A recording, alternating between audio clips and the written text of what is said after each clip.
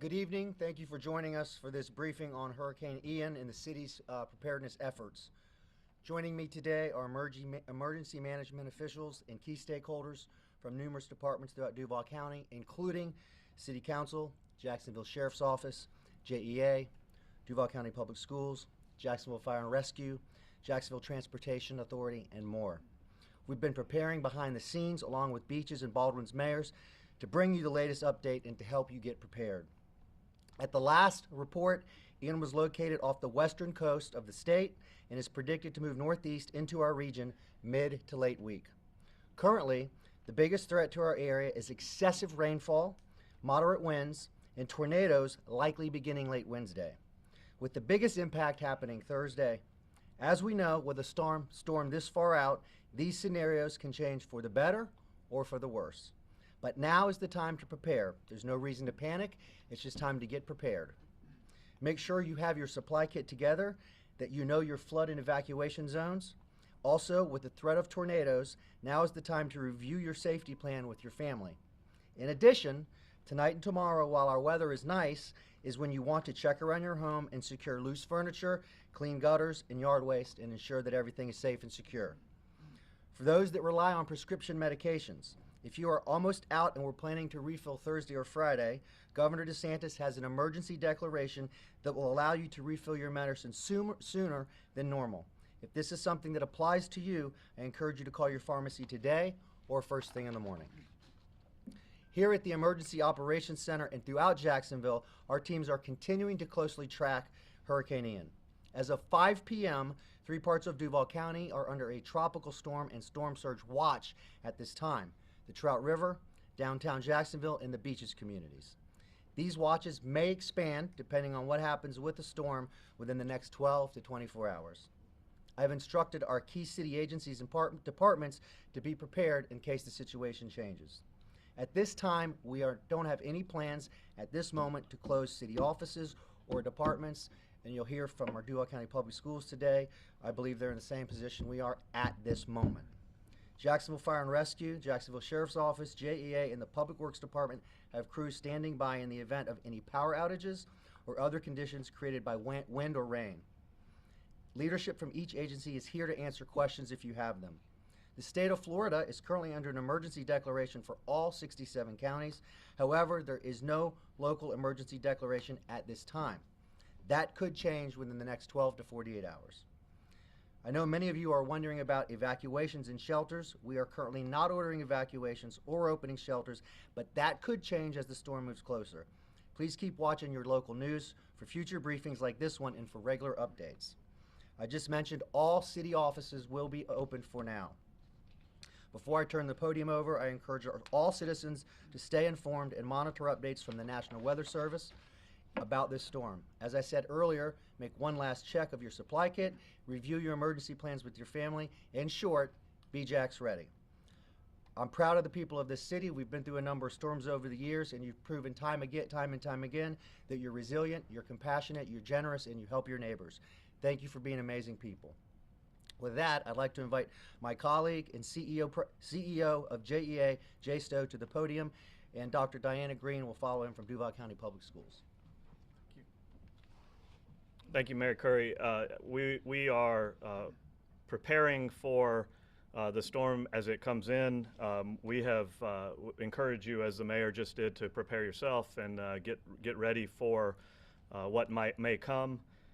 We have contractors and crews on standby, over 2,000 employees ready to respond, and mutual aid crews coming in from across the country, from Texas, New England, Alabama, and contractors on standby as well.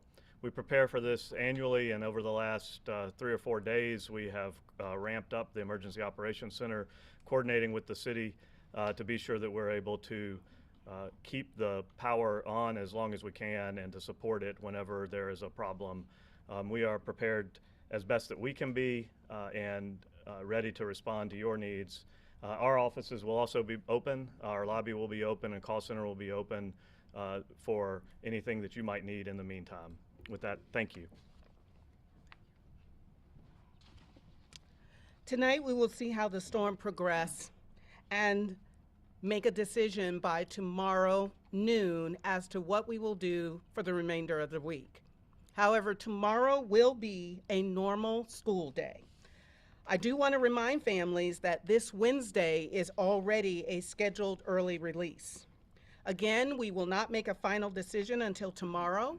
However, one thing we are considering is releasing students 30 to 45 minutes earlier than each school's normal early release time. I want to share that now so that families can begin to make contingency plans for school changes as early as Wednesday. But again, we will announce our final decision by noon tomorrow, and school will be as normal tomorrow. Thank you. With that, we'll take questions. Mayor, just a really quick question. What will have to change in the next 12 to 48 hours for the Emergency Operations Center to be, I guess, activated, or for an emergency here in the city? Just more information. I mean, right now there's no event on us at this moment in time.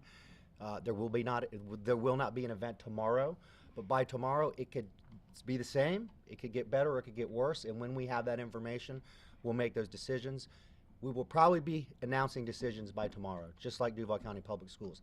I can't tell you that it'll be by noon, but it'll probably be tomorrow. A lot of people always ask, what about the bridges? When? Who makes the decision? The city bridges, the interstate bridges, what's the order of closing and when and why? It's based on wind speed, but I'll let the expert answer.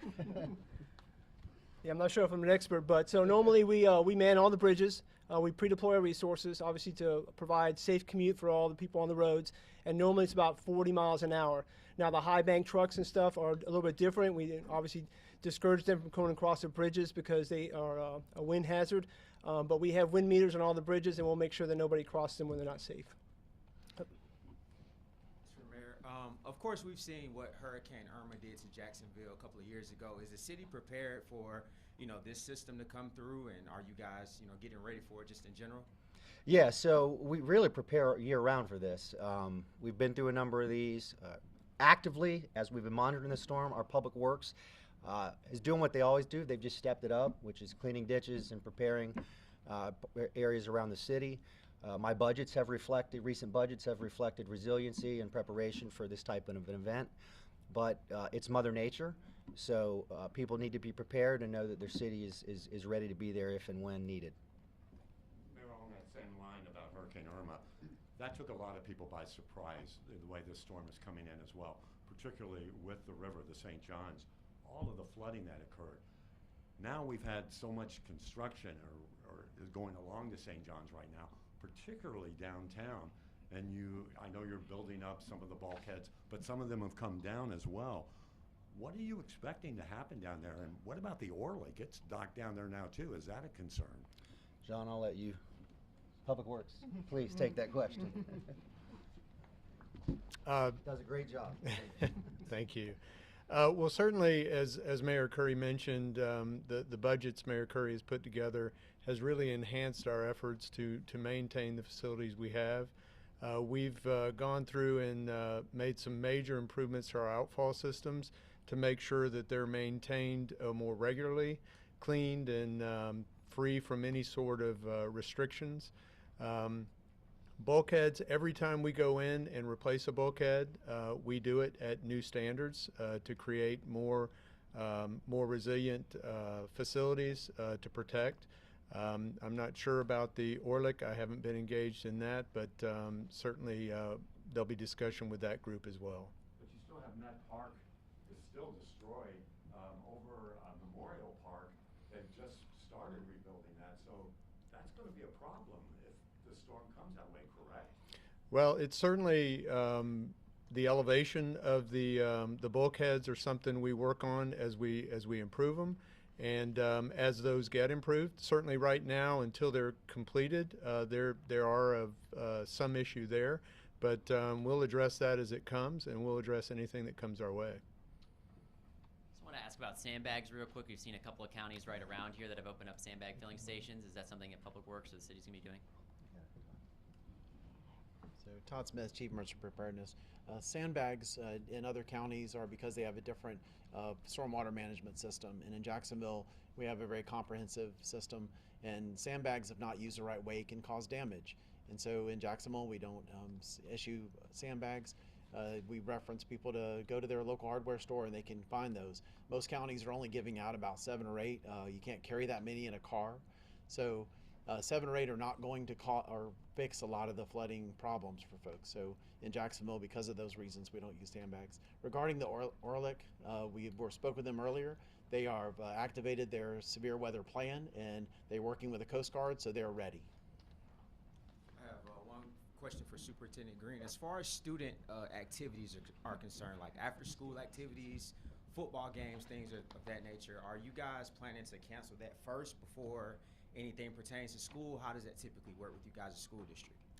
By noon tomorrow, whatever decision we make, we will give information about after-school care, after-school activities, whether it's athletics, clubs. All of that information will be stated tomorrow. Thank you very much. We'll probably see you tomorrow.